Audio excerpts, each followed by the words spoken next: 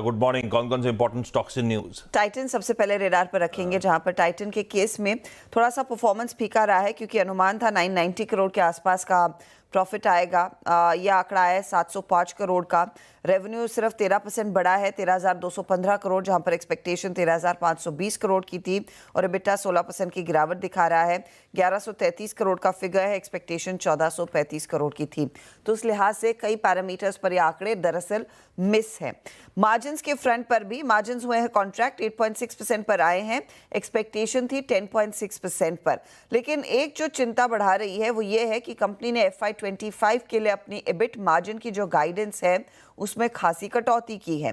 पहले एक्सपेक्टेड था 11.5 से 12.5% FY25 के EBIT मार्जिन्स रहेंगे। अब कंपनी कह रही है 11 से 11.5% के आसपास ही रहेंगे। अब इसके पीछे कुछ कारण जो बताए गए हैं वो दरअसल जो सोने के दामों में इजाफा आया है उसका एक इम्पैक्ट देखने को मिलेगा। प्रोडक्ट मिक्स में थोड़ा सा शिफ्ट देखा गया है और H1 का लार्जली अब आप कह सकते हैं थोड़ा सा वीक परफॉर्मेंस था। लेकिन ध्यान रखिएगा इस पर्टिकुलर क्वार्टर में वो कस्टम ड्यूटी कट्स का फायदा कंपनी के हाथ लगा है। ज्वेलरी बिजनेस उस लिहाज से करीब 25% बढ़ा है। वॉचेस सेगमेंट में एक ठीक ठाक परफॉर्मेंस, करीब 19% तक की रेवेन्यू ग्रोथ देखने को मिली है। वॉचेस में मार्जिन्स भी एक्सपैंड करने में कंपनी कामयाब रही। आईवेयर सेगमेंट में हमने देखा है करीब 7% तक की ग्रोथ रेवेन्यू में देखने को मिली, लेकिन मार्जिन्स खासे कॉन्ट्रैक्ट होते हुए दिखाई दिए हैं। इमर्जिंग बिजनेस में इंप्रूवमेंट देखने को मिल जरूर रही है। तो ये टाइटन की बात हुई एंड आई थिंक वो कंपनी ने जो अपने कॉन कॉल में कहा है कि गाइडेंस थोड़ा सा नर्म हो सकता है, उस पर ज्यादा स्टॉक रिएक्ट करता हुआ दिखाई देगा।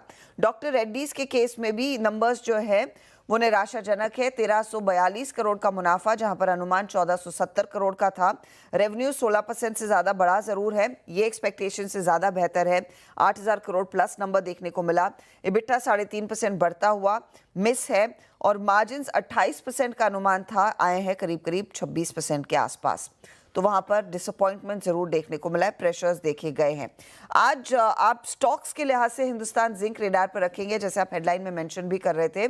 नॉन रिटेल OFS में आज पार्टिसिपेट कर सकता है, ध्यान रखिएगा। 1.25% स्टेक बेस का साइज है OFS का, और एक ग्रीन शू ऑप्शन 1.25% का, यानी कि कुल मिलाकर 2.5% हिस्सेदारी सरकार ऑफलोड करती हुई दिखाई देगी। ये स्टॉक आप वॉच करेंगे। NTPC के बोर्ड ने अप्रूवल दे दिया है 3 प्रोजेक्ट्स में, टोटल इन्वेस्टमेंट 79,738 करोड़ की। 3 प्रोजेक्ट्स है जिसमें नियरली 30,000 करोड़ तक का इन्वेस्टमेंट रिव्यू करके कंपनी करने वाली है। मनप्पुरम फाइनेंस रेडार पर रखिएगा। मुनाफा 2% बढ़कर आया, ब्याज से आय में 17% तक की ग्रोथ देखने को मिली है, लेकिन एसेट क्वालिटी को लेकर चिंता है, क्योंकि यहाँ पर ग्रॉस NPA बढ़कर आया है, तो वो थोड़ा सा निराशाजनक। बर्जर पेंट्स के नंबर्स में ऑपरेशनल वीकनेस देखने को जरूर मिली है। मार्जिन्स 15.7% पर आए हैं, लेकिन इनकी गाइडेड रेंज के आसपास ही आते हुए नजर आए हैं। कंपनी ने एक प्राइस हाइक लिया तो उससे थोड़ा बहुत मामला संभला जरूर है। चलिए